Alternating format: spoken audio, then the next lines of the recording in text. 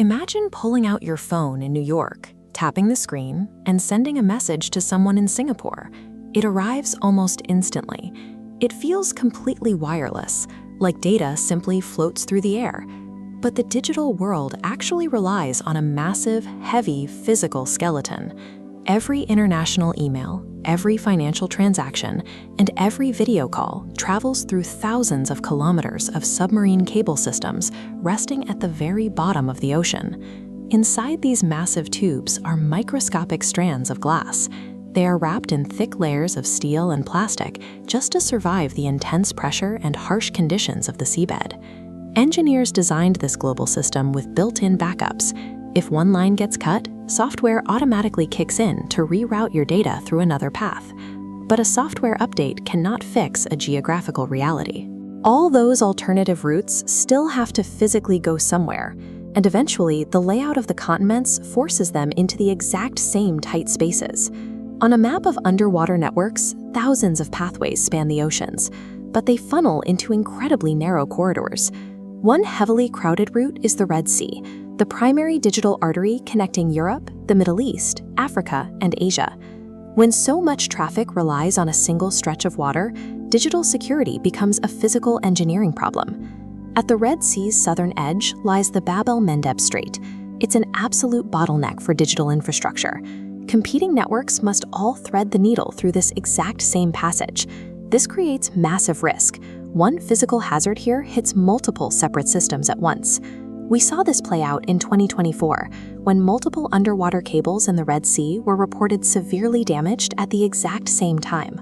In a geopolitically tense region, everyone immediately suspects deliberate sabotage. But these cables can just as easily be torn apart by geological shifts or a dragging ship's anchor, and proving the exact cause takes time. For the network, the cause of the break barely matters. An accident creates the exact same physical crisis as an attack. The real danger is the sheer concentration of the hardware in one place. The moment those lines sever, telecom systems scramble. They instantly push immense amounts of traffic onto alternative, much longer paths. Those backup routes quickly become congested, causing immediate slowdowns and delays across the globe. When an overwhelming volume of data relies on a single geographical bottleneck, a local physical problem thousands of feet underwater immediately turns into a systemic global crisis.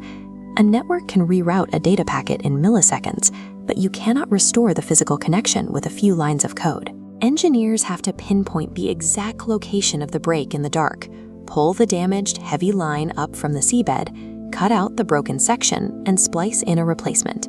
This requires calm weather, highly specialized crews, and dedicated vessels that have to physically sail to the coordinates and maneuver very slowly.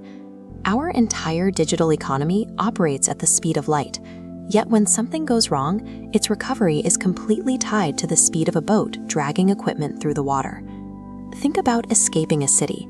If you have 5 different exit highways, but they all eventually cross the exact same bridge, you don't really have 5 options.